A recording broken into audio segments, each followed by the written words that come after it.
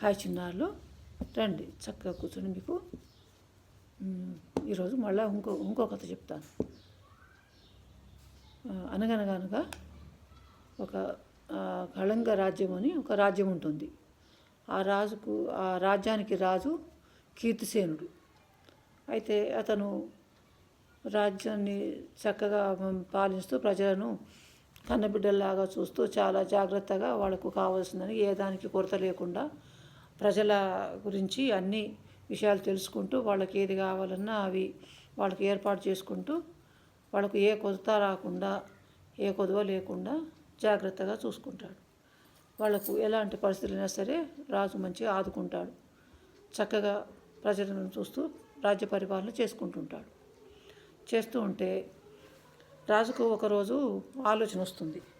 అదేమిటంటే, మా రాజ్యంలో పేదవాళ్ళు ఎంతమంది ఉన్నారు, గొప్పవాళ్ళు ఎంతమంది ఉన్నారు, వాళ్ళు తిండికి బట్టకు లేక బాధపడే వాళ్ళు ఎంతమంది ఉన్నారు తెలుసుకుందామనుకొని మంత్రిని అడుగుతాడు ఒకరోజు.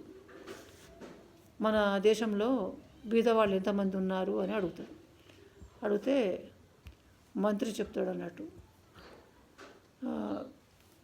చాలా వరకు ఉన్నారు బీదవాళ్ళు, కానీ కొందరు బట్ట తిండికి కొదువ లేకుండా ఉన్నారు, అంత కూడా తక్కువగా ఉన్న వాళ్ళు కూడా ఉన్నారు మన రాజ్యంలో అని చెప్పి మంత్రి చెప్తాడు. అయితే దండోరా వేయించండి, బీదవాళ్ళకందరికీ రాజు ధన సహాయం చేస్తాడని చెప్పి దండోరా వేయించండి అని చెప్తాడు. మంత్రి అలాగే రాజు మాట మీద రాజ్యమంతా దండోరా వేయిస్తాడు. రాజ్యంలో ఉన్న పేదవాళ్ళంతా వస్తే రాజు వారికి ధనం ఇస్తానన్నాడు. అందరూ వచ్చి కోట దగ్గర వేసి ఉండాలి అని చెప్పి మంత్రి దండోరా వేయిస్తాడు.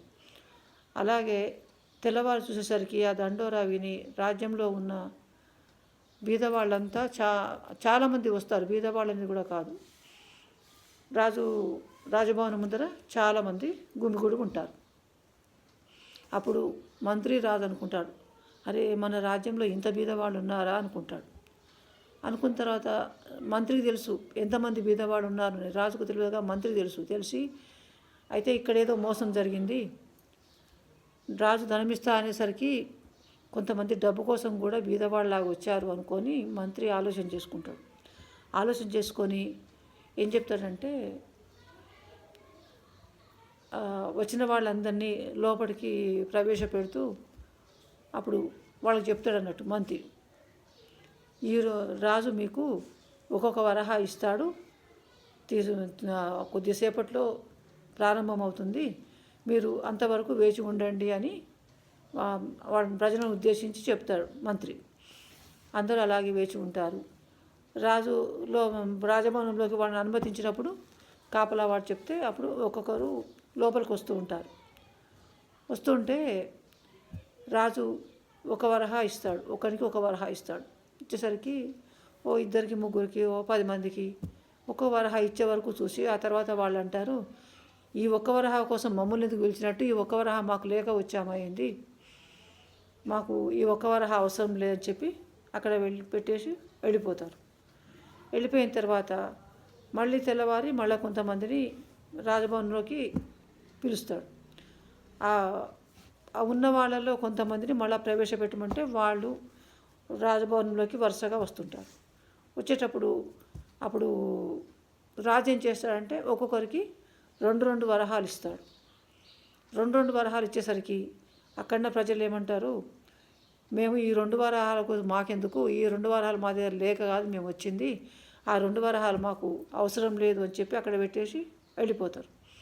వెళ్ళిపోయిన తర్వాత అవతలికి పోయిన తర్వాత రాజభవనం వెలుపలికి పోయిన తర్వాత వాళ్ళు మాట్లాడుకొని అంతా రాజు ధనం ఇస్తాడని పిలిచి 1 వరహా 2 వరహాలు ఇస్తున్నాడు, ఈ ధనం మనకెందుకు, మనకు లేకనా, మనం వచ్చిన ప్రాంతం నుంచి ఇక్కడికి వచ్చేసరికి సరిపోవా డబ్బులు, మనకేం అవసరం లేదని చెప్పి రాజభవనం నుంచి చాలామంది వెళ్ళిపోతారు.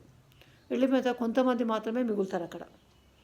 అయితే వాళ్ళు ఎవరు అంటే పూర్తిగా లేని బీదవాళ్ళు. అయితే ఇంతకుముందు మిగతా వాళ్ళను లాస్ట్కు ఆఖరికి మిగిలిన వాళ్ళని పిలిచి రాజు వాళ్లకు మంత్రి మాటలు మంత్రి చెప్తాడు అన్నట్టు. ఈ మొదలు వచ్చిన వాళ్ళు బీదవాళ్ళు గారు, రెండో రోజు వచ్చిన వాళ్ళు బీదవాళ్ళు గారు. రాజు ధనమిస్తూ అన్నంతనే వాళ్ళు దురాశతోటి అత్యాశతోటి ధనవంతులు అయ్యుండి కూడా వచ్చిన వాళ్ళు వీళ్ళు. అందుకని వాళ్ళకు 1 వరహ 2 వరహాలు మాత్రమే ఇవ్వమన్నాను. అప్పుడు వాళ్ళు నిజమైన బీదవాళ్ళ ధనవంతుల తెలుస్తుంది.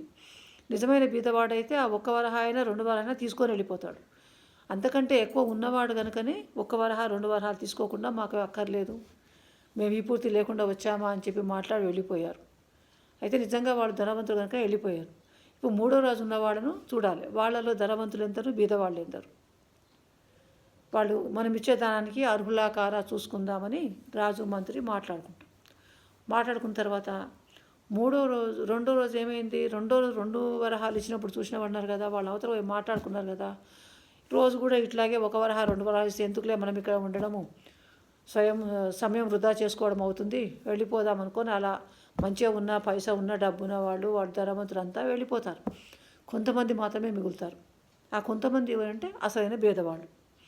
అప్పుడు రాజు ఏం చేస్తాడంటే, మంత్రి చెప్తాడు రాజుకు, అసలైన బీదవాళ్ళు ఇక్కడ మిగిలినరు, ఉన్నవాళ్ళంతా వెళ్ళిపోయారు, ఇప్పుడు వీళ్ళకు మీరు ఎంత ధనం ఇవ్వాలనుకుంటో అంత ధనం ఇవ్వండి అని రాజుకు చెప్తాడు మంత్రి.